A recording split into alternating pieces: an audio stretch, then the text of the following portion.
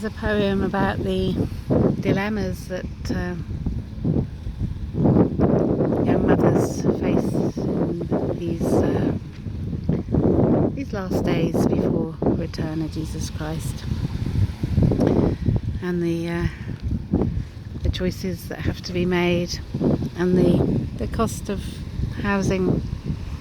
It's so expensive that women and the husband need to work in order to pay for the high cost, and very often the children have to go to nursery at a very young age, and many mothers would rather be with their children for those early years.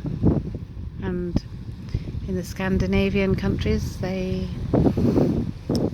children don't go to school till they're about 7 years old. I think in the Jewish tradition, to the first 7 years of life form the adult man or woman. So those early childhood years are very formative of the personality traits later on.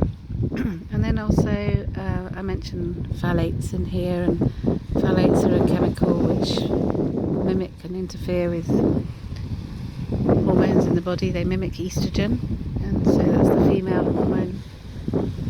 And so when we look at the gender confusion in children these days, and look at the way that life is, there's very many stresses on the endocrine system of the body, and ideally we want to create the endorphins in the endocrine system,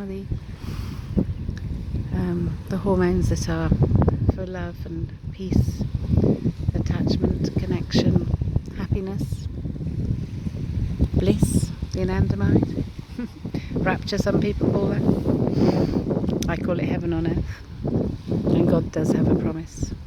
So as an adopted child who lost her adopted mother at a young age, and I do understand that need for parenting and for that love, for that love of home, of being part of a family, of being cared for.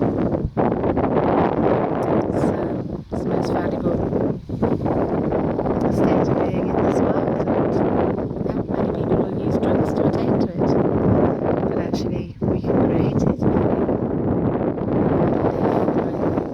moral and righteous laws for love, for the heavenly kingdom, because love does not cause cortisol stress hormones, which are the root of all disease, all anxiety and pain.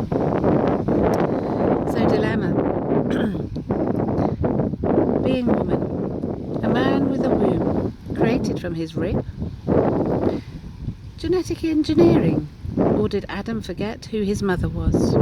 Maybe she died in childbirth. Maybe she was denied because she was a woman.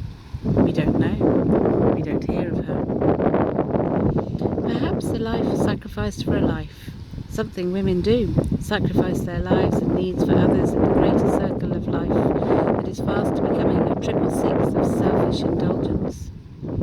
Respect and elders forgotten, children lost in screens and farmed out whilst mum sits in an office as well as dad to pay the overpriced mortgage for our right for somewhere to live. Aching, dreaming and wishing she was home with her children, playing with dough, showing them how to make bread, whilst making shapes and squidging the dough through a sieve to make spaghetti worms, hair to cut whilst the dough rises. Something for her and her children to experience, and laugh and play with while they bake. Instead, now, she shops online, and the bread is delivered in a plastic bag, with another plastic bag, with other plastic bags. She feels guilt as she puts more plastic in the bin, and worries about global warming, plastic pollution, and the sea life, the seals and whales and birds dying with plastic food in their stomachs. She fears the phthalates. She tidies the house again and cleans the lavatory again before going to work again, stuck in a traffic jam again, wondering will her boy be a boy or a girl be a boy.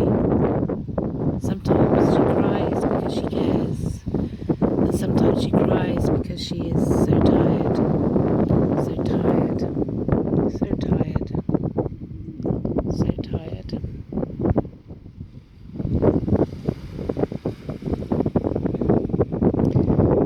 So Revelations on it.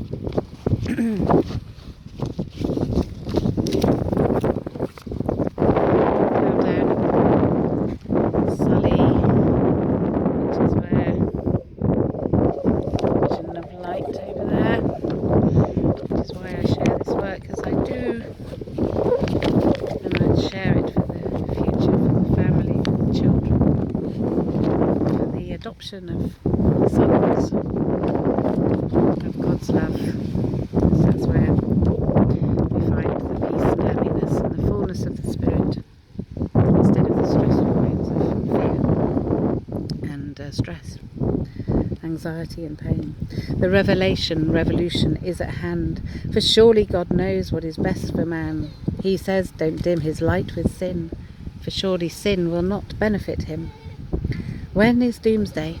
None can be sure, but maybe already there is a door to open for man to see how God's love will become heavenly. The door only needs one special key.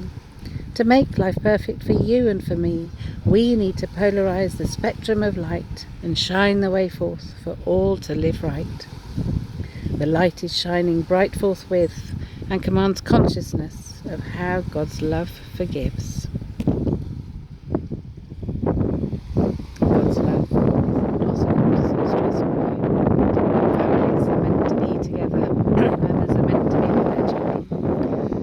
And that's where the trust and security which allow for faith comes from. So whether we have